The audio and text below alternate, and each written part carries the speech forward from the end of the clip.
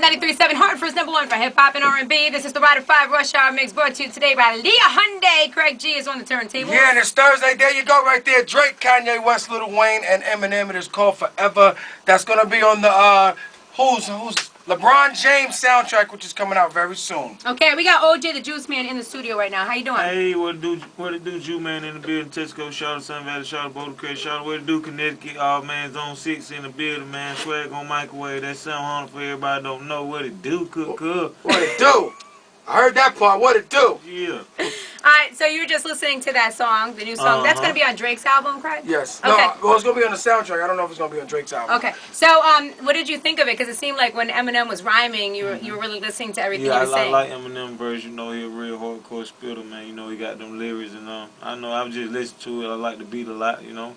Good music to keep everybody going, you know. This thing 09, man, got to keep dropping them hits, man, to keep everybody going, man. Motivation is the key. This is going to be a fun day. Talk to him, OJ. Talk to him. Yes.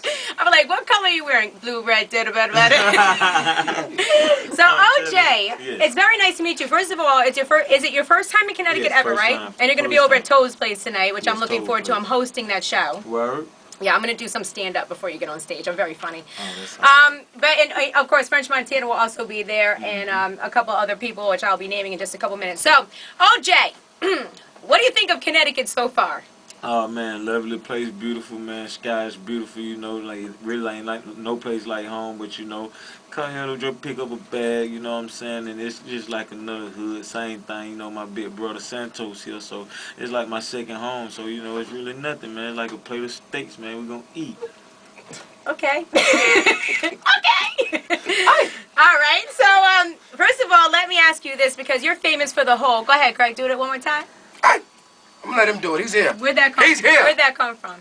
Joking around in the studio trying to find that swag and the perfect ad lib because I was just really like doing hype tracks instead of ad lib. And when I first did the A and the OK, then I just started running with it because people in the studio were like, "Oh boy, Jew boy, they're the one," and I just ran with it.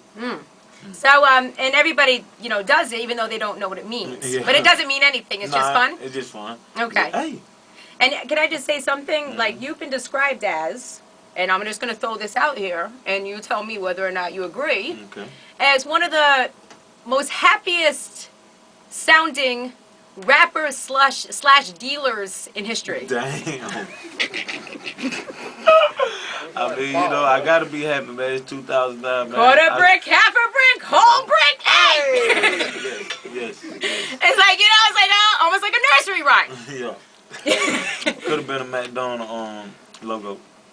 So is that when you're happy? Is when you're making music, or? I mean, I'm always happy at all times till they crank the sleeping bell up, you know. But you know, at all times I'm real locomotive. I'm really like an old school Chevrolet 350 motor. As long as you put 93 gasoline in, it's gonna run real smooth.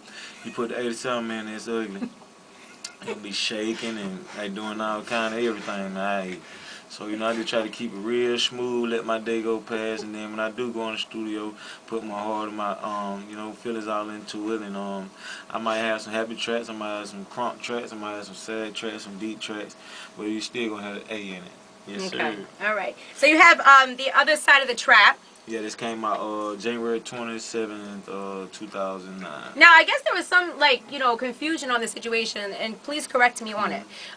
Whether or not that was your actual album, or was that considered like a mixtape? It was considered a mixtape, given the people OJ Da Juiceman of me previously having like at that time it was 15 mixtapes in the game, and the quarter brick was getting so hot that the radio picked up on it, so they just wanted to go on and dash something out there, and that's what we did with the other side of the trap.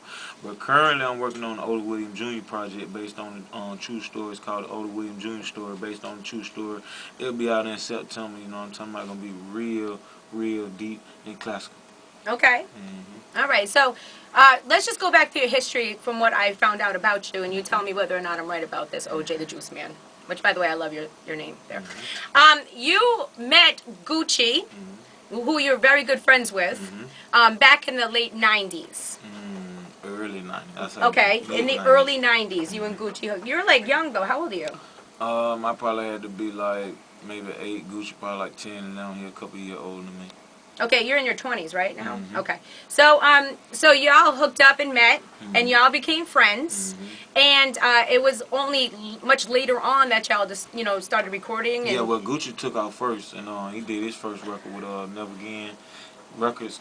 His first album called Straight Drop, and then he went on to move with Big Cat, and then that's when I went with the record label Never Again, and I started pushing Everything on Me that I had did, and after that, me and Gucci hooked back up in like 99, 2000. Our first record together was Street Smart, and then we worked from then.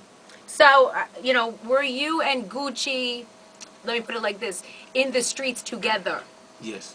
You Like, we stayed in Mount Paul apartments together. When Nintendo cartridge was out, we was trading Nintendo cartridges that hurt your jaw to blow that more.